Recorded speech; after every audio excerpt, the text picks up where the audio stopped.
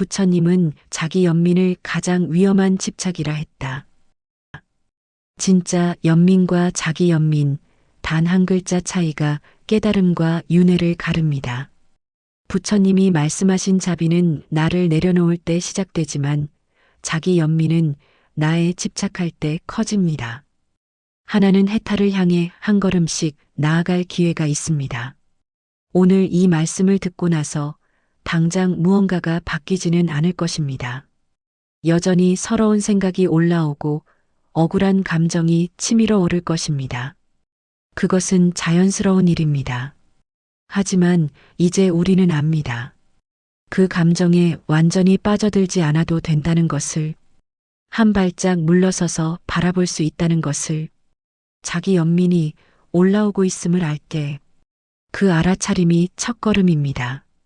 작은 걸음이지만 가장 중요한 걸음입니다. 부처님도 깨달음을 얻기 전에는 우리와 똑같은 중생이었습니다. 수많은 번뇌와 고통 속에서 헤매었습니다. 하지만 포기하지 않고 정진하셨습니다.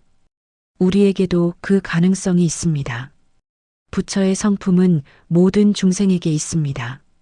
다만 먼지에 가려져 보이지 않을 뿐입니다. 자기 연민이라는 먼지를 닦아내면 본래의 빛이 드러납니다. 지금부터라도 늦지 않았습니다. 오히려 지금이 가장 적합한 때입니다. 인생의 황혼기에 접어들어 집착할 것이 줄어든 지금, 진리를 깨닫기에 가장 좋은 시기입니다. 부처님의 마지막 말씀을 다시 한번 새깁니다. 모든 것은 무상하니 게으르지 말고 정진하라. 진짜 연민과 자기 연민, 단 한 글자 차이가 우리의 남은 생을 결정합니다. 집착의 길을 갈 것인가, 해탈의 길을 갈 것인가. 선택은 우리의 몫입니다. 오늘 이 가르침이 여러분의 마음에 작은 씨앗이 되기를 바랍니다. 그 씨앗이 자라 언젠가 깨달음의 꽃을 피우기를 서원합니다. 지금부터 부처님의 가르침으로 이 둘을 명확히 구분해 보겠습니다. 오늘 이 자리에 계신 분들 대부분은 인생의 절반 이상을 살아오셨습니다. 젊은 시절 온갖 역경을 견뎌내고 자식을 키우고 사회에서 제 몫을 해내며 이 자리까지 오셨습니다. 그런데 이상합니다.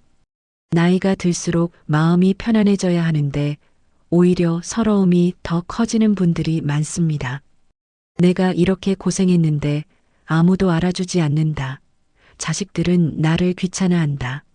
젊었을 때 더 잘할 걸. 이제 남은 건 병원 가는 일뿐이다. 이런 생각들이 머릿속을 맴돕니다. 밤에 잠을 이루지 못하고 혼자 지난 일들을 곱씹으며 가슴이 답답해집니다.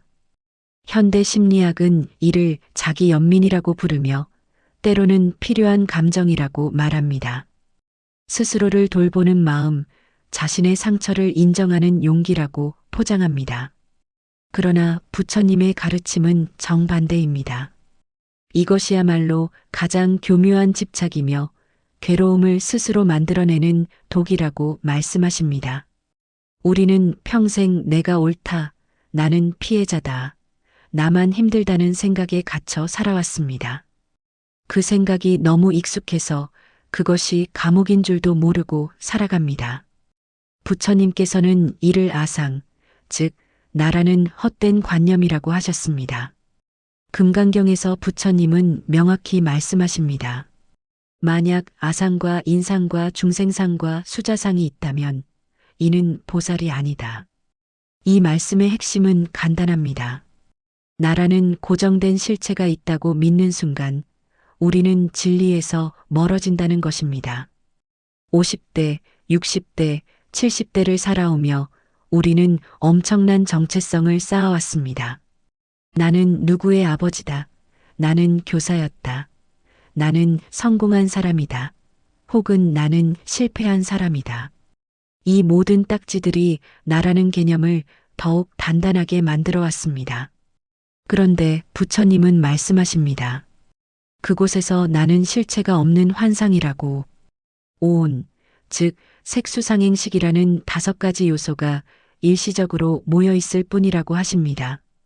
몸도 변하고 감정도 변하고 생각도 변하는데 그 가운데 어디에 영원 불변한 나가 있겠습니까?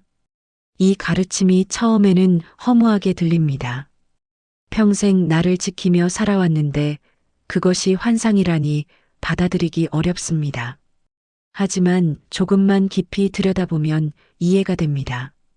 20대의 나와 70대의 나는 완전히 다른 사람입니다. 세포도 바뀌었고 생각도 바뀌었고 가치관도 바뀌었습니다. 그렇다면 그 가운데 변하지 않은 진짜 나는 대체 어디에 있습니까? 부처님은 이 질문에 답하지 않으십니다. 오히려 그 질문 자체가 잘못되었다고 말씀하십니다. 처음부터 나라는 것은 없었다고, 단지 인연에 따라 생겨나고 사라지는 현상들의 흐름만이 있을 뿐이라고 하십니다. 그렇다면 자기 연민은 어떻게 작동합니까? 먼저 나라는 고정된 존재가 있다고 믿습니다. 그리고 그 나가 부당한 대우를 받았다고 생각합니다. 나는 열심히 살았는데 보상이 없다. 나는 착하게 살았는데 배신당했다. 나는 희생했는데 인정받지 못한다. 이 구조를 자세히 들여다보면 놀라운 사실을 발견하게 됩니다. 자기 연민 속에는 교만이 숨어 있습니다.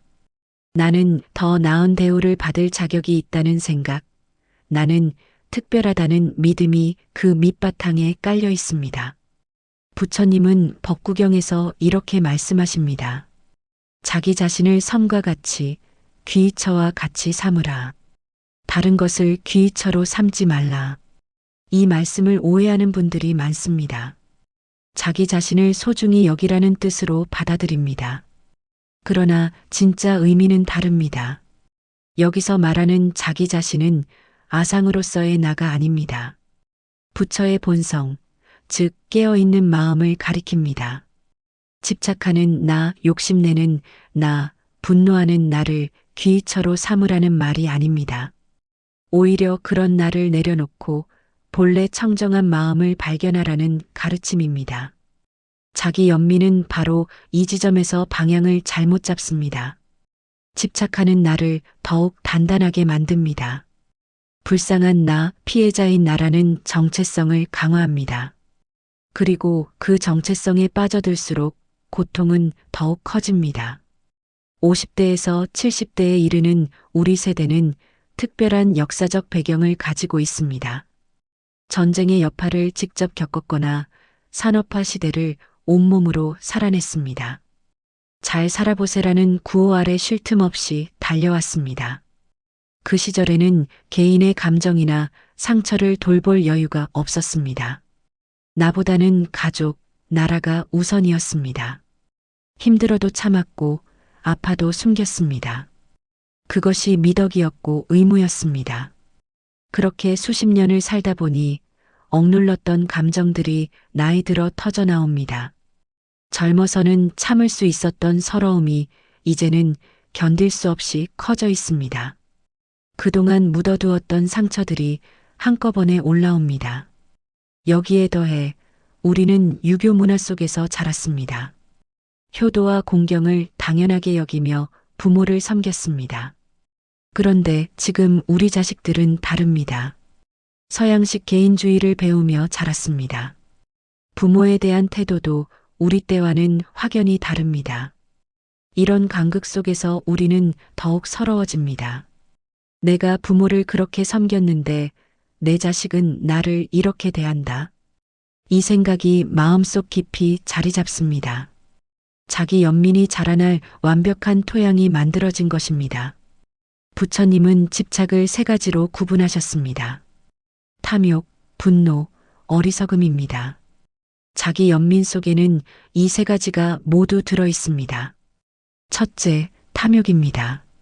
인정받고 싶은 욕심, 사랑받고 싶은 욕심, 특별 대우를 받고 싶은 욕심입니다. 나는 이만큼 고생했으니 보상받아야 한다는 생각도 탐욕의 한 형태입니다. 인생은 주고받는 거래가 아닙니다. 선행을 했다고 해서 반드시 좋은 결과가 따라오리라는 법은 없습니다. 둘째, 분노입니다. 세상이 나를 알아주지 않는다는 원망, 자식들이 효도하지 않는다는 화, 나이 들어 쓸모없어졌다는 억울함입니다. 이 분노는 겉으로 드러나지 않을 수 있습니다. 때로는 우울이나 무기력으로 나타납니다. 하지만 본질은 분노입니다. 셋째, 어리석음입니다. 나라는 실체가 있다고 믿는 근본적인 착각입니다. 내가 과거에 무엇이었고, 지금 무엇이며, 앞으로 무엇이 될 것이라는 관념에 사로잡혀 있습니다. 이것이 가장 깊고 뿌리 깊은 집착입니다. 부처님은 중화암경에서 말씀하십니다. 이것이 있으므로 저것이 있고, 이것이 생김으로 저것이 생긴다. 이를 연기법이라 합니다. 모든 것은 조건에 따라 생겨나고 사라집니다. 영원한 것은 없습니다. 자기 연민도 마찬가지입니다. 특정한 생각과 감정과 환경이 모여서 자기 연민이라는 현상이 나타납니다. 그것을 내 감정이라고 붙들고 있으면 고통이 됩니다. 하지만 그것이 조건에 따라 생긴 것임을 알면 조건이 바뀌면 사라질 수 있다는 것도 알게 됩니다. 불교에서 말하는 자비는 자기 연민과 완전히 다릅니다. 자비는 나를 내려놓는 데서 시작됩니다. 내 고통이 특별하다는 생각을 버리고 모든 중생이 고통받고 있음을 깨닫는 것입니다. 법화경에서는 부처님이 중생을 보시는 시선을 이렇게 표현합니다. 마치 하나뿐인 자식을 보듯. 여기서 중요한 점은 하나뿐이라는 표현입니다. 모든 중생을 하나뿐인 자식처럼 본다는 의미입니다. 나만 특별한 것이 아닙니다. 자기 연민은 나와 남을 구분합니다. 나는 힘들다, 나는 불쌍하다고 생각합니다. 하지만 자비는 그 경계를 허뭅니다. 내가 힘든 것처럼 저 사람도 힘듭니다. 내가 외로운 것처럼 저 노인도 외롭습니다. 실제로 우리 주변을 보면 압니다. 자식에게 섭섭함을 느끼는 사람이 나만이 아닙니다. 건강이 나빠져 두려워하는 사람도 나만이 아닙니다. 죽음을 앞두고 불안해하는 사람도 나만이 아닙니다. 모두가 비슷한 고통을 겪고 있습니다. 이것을 깨닫는 순간 신기한 일이 벌어집니다. 내 고통이 가벼워집니다. 나만 힘든 것이 아니라 모두 힘든 것이라는 사실이 위로가 됩니다. 그리고 자연스럽게 다른 사람의 고통에도 눈이 갑니다. 자비는 여기서 시작됩니다. 내 아픔을 아는 만큼 남의 아픔도 알게 됩니다. 내가 위로받고 싶은 만큼 남도 위로해주고 싶어집니다. 이것이 진짜 자비입니다. 나이가 든다는 것은 무아를 체험할 수 있는 가장 좋은 기회입니다. 몸이 말을 듣지 않습니다. 기억력이 떨어집니다. 사회적 지위도 사라집니다. 과거에 나라고 생각했던 모든 것들이 하나씩 벗겨져 나갑니다. 이것을 비극으로 볼 수도 있습니다. 하지만 부처님의 가르침으로 보면 축복입니다. 집착할 것이 줄어든다는 의미이기 때문입니다. 젊었을 때는 지켜야 할 것이 너무 많았습니다.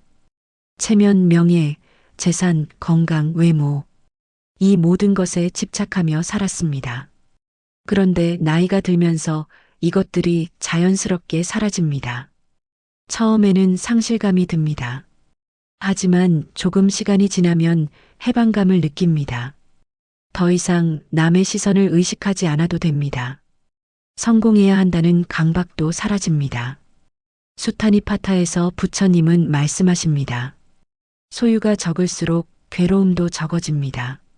나이가 들어 소유가 줄어드는 것은 슬픈 일이 아닙니다. 오히려 본질에 가까워지는 과정입니다. 문제는 우리가 이 과정을 저항하며 받아들이지 않는다는 것입니다. 예전의 나를 붙들고 놓지 않으려 합니다. 나는 예전에 이랬는데 젊었을 때는 저랬는데라며 과거에 매달립니다. 이것이 자기 연민의 또 다른 형태입니다. 진정한 지혜는 변화를 받아들이는 것입니다. 나의 듦을 인정하고 예전의 나를 내려놓는 것입니다. 그럴 때 비로소 지금 이 순간의 나를 온전히 살 수 있습니다. 그렇다면 구체적으로 어떻게 해야 합니까? 부처님의 가르침을 우리 삶에 어떻게 적용할 수 있습니까? 첫째, 알아차림입니다. 자기 연민의 생각이 올라올 때 그것을 알아차리는 것입니다. 지금 내가 나를 불쌍하게 여기고 있구나. 이렇게 알아차리는 순간 그 생각과 거리가 생깁니다. 생각에 완전히 빠져들지 않게 됩니다. 둘째, 호흡입니다. 부처님은 안반수의경에서 호흡을 관찰하는 수행법을 자세히 설명하셨습니다. 숨이 들어오고 나가는 것을 지켜보는 것만으로도 마음이 고요해집니다. 자기 연민의 생각이 소용돌이칠 때 잠시 호흡에 집중해 보십시오. 생각의 힘이 약해집니다. 셋째, 보시입니다. 자기 연민에 빠진 마음을 가장 빨리 치유하는 방법은 남을 돕는 것입니다. 아무리 작은 일이라도 좋습니다. 이웃에게 반찬을 나눠주거나 아파트 엘리베이터에서 짐든 사람을 도와주거나 길에서 넘어진 사람을 일으켜주는 것입니다. 남을 돕는 순간 신기하게도 내 고통이 작아집니다. 나에게 집중되어 있던 에너지가 밖으로 향하기 때문입니다. 그리고 깨닫게 됩니다. 내가 누군가에게 도움이 될 수 있다는 사실을, 나는 쓸모없는 존재가 아니라는 것을 알게 됩니다. 넷째, 감사입니다. 자기 연민은 부족함에 집중합니다. 없는 것, 잃어버린 것, 받지 못한 것에 마음이 쏠립니다. 하지만 감사는 정반대입니다. 있는 것, 가진 것, 받은 것에 주목합니다. 지금 이 순간 우리에게는 감사할 것이 많습니다. 숨을 쉴 수 있습니다. 아침에 눈을 뜰 수 있습니다. 밥을 먹을 수 있습니다. 이 모든 것이 기적입니다. 당연한 것이 하나도 없습니다. 나이가 들수록 죽음이 가까워집니다. 주변에서 친구들이 하나씩 떠나갑니다. 자기 연민에 빠진 사람은 이것을 견디기 힘들어합니다. 나도 곧 죽는다는 생각에 공포를 느낍니다. 아무것도 이루지 못하고 죽는다며 허무함에 빠집니다. 하지만 부처님의 가르침은 다릅니다. 죽음은 비극이 아닙니다. 삶의 일부입니다. 태어남이 있으면 반드시 죽음이 있습니다. 이것이 자연의 이치입니다. 대반열반경에서 부처님은 인멸을 앞두고 제자들에게 말씀하십니다. 모든 것은 무상하니 게으르지 말고 정진하라. 슬퍼하지 말라는 것입니다. 오히려 지금 이 순간을 소중히 여기라는 가르침입니다. 죽음을 받아들이는 사람은 삶을 더 잘 살게 됩니다. 시간이 유한하다는 것을 알기 때문에 한순간 한순간이 소중해집니다. 사소한 일에 집착하지 않게 됩니다. 정말 중요한 것이 무엇인지 분명해집니다. 티베트 불교에서는 죽음을 준비하는 수행법이 발달했습니다. 매일 죽음을 명상하면서 집착을 내려놓습니다. 처음에는 두렵지만 익숙해지면 평온해집니다. 죽음이 끝이 아니라 변화라는 것을 이해하게 됩니다. 우리도 마찬가지입니다. 죽음을 부정하거나 회피하지 말고 정면으로 바라보아야 합니다. 그럴 때 오히려 삶이 풍요로워집니다. 자기 연민에 낭비할 시간이 없다는 것을 깨닫습니다. 그렇다면 자기 연민이 아닌 진짜 위로는 무엇입니까? 부처님은 법구경에서 이렇게 말씀하십니다. 자신이야말로 자신의 의지처이니 누가 다른 의지처가 되겠는가? 이 말씀을 오해하면 안 됩니다. 자기 자신에게 의지하라는 것이 자기 연민을 의미하지 않습니다. 오히려 정반대입니다. 바깥 세상에서 위로를 구하지 말고 내면의 평화를 찾으라는 뜻입니다. 우리는 평생 타인에게서 인정받기를 바라며 살아왔습니다.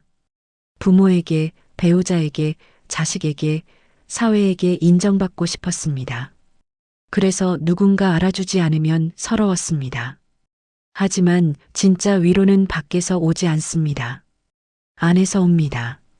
내가 나를 이해하고 내가 나를 받아들이는 것입니다. 단 여기서 말하는 나는 집착하는 아상이 아닙니다. 깨어있는 본성, 부처의 마음입니다. 선종에서는 이것을 본래 면목이라고 합니다. 온갖 생각과 감정과 정체성을 벗어던지고 나면 남는 것, 그것이 본래의 나입니다. 그곳에는 서러움도 없고 분노도 없고 두려움도 없습니다. 다만 고요한 평화만이 있습니다. 이것을 찾는 것이 진짜 위로입니다. 누군가에게 의존하지 않아도 되는 위로입니다. 환경이 바뀌어도 흔들리지 않는 위로입니다. 죽음 앞에서도 평온한 위로입니다. 부처님의 가르침은 냉정해 보일 수 있습니다. 우리의 감정을 무시하는 것처럼 느껴질 수 있습니다. 하지만 진실은 정반대입니다. 부처님은 우리를 진정으로 고통에서 해방시키려 하십니다. 자기 연민은 순간의 위안을 줍니다. 하지만 그것은 진짜 해결책이 아닙니다. 오히려 고통을 연장시킵니다. 피해자 정체성에 갇혀 평생을 살게 만듭니다. 부처님이 제시하신 길은 다릅니다. 나라는 환상에서 깨어나는 것입니다. 집착을 내려놓는 것입니다. 모든 현상이 무상하고 무아이며 고통스럽다는 것을 있는 그대로 보는 것입니다. 이것이 해탈입니다. 해탈은 죽어서 가는 극락이 아닙니다. 지금 여기서 경험할 수 있는 자유입니다. 자기 연민이라는 감옥에서 벗어나는 순간 우리는 이미 자유입니다. 50대, 60대, 70대를 살아가는 우리에게 남은 시간은 많지 않습니다. 이 귀한 시간을 자기 연민에 낭비할 수는 없습니다. 지금이야말로 진정으로 수행할 때입니다. 나이가 들어 집착할 것이 줄어든 지금 내려놓기가 더 쉬워졌습니다. 젊어서 불가능했던 깨달음이 이제는 가능합니다. 부처님은 말씀하셨습니다. 게으르지 말고 정진하라. 우리에게는 아직 기회가 있습니다. 자기 연민이라는 독을 버리고 진짜 자비를 실천할 기회가 있습니다. 남은 생을 의미 있게 살 기회가 있습니다. 감사합니다.